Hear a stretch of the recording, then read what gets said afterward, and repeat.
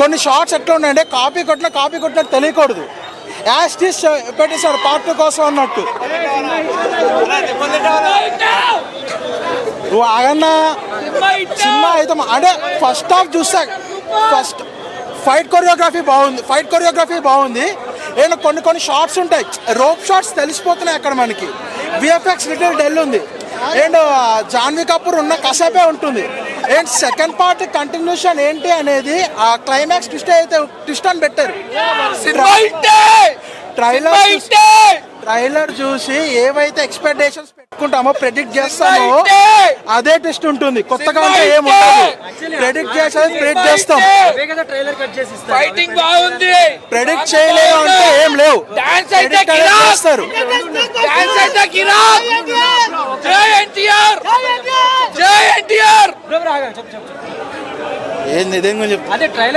Trailer cut చేసింది కొన్ని ఉంటాయి అనగా, బట్ ఆ సీన్స్ అనేది ప్రెడిక్ట్ చేసేస్తాం మనం.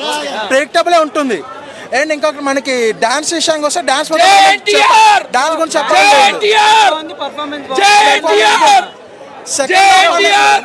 సెకండ్ హాఫ్ అనేది బాగా ప్రిపేర్ చేసుకుంటే బాగుంది అనిపించింది.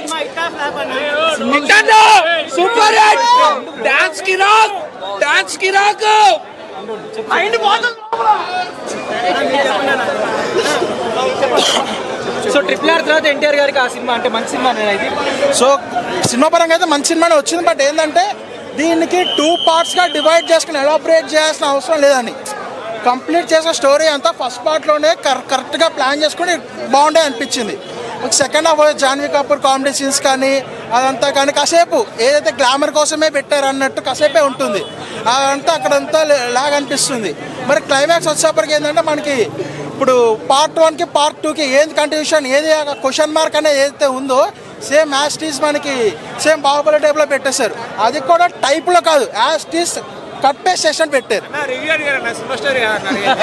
సినిమా స్టోరీ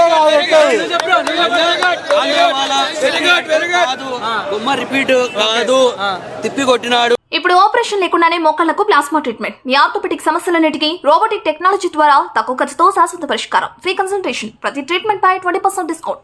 ఈ ఆఫర్ కొద్ది రోజులు మాత్రమే. త్వరపడండి. V9 hospitals 9281465842.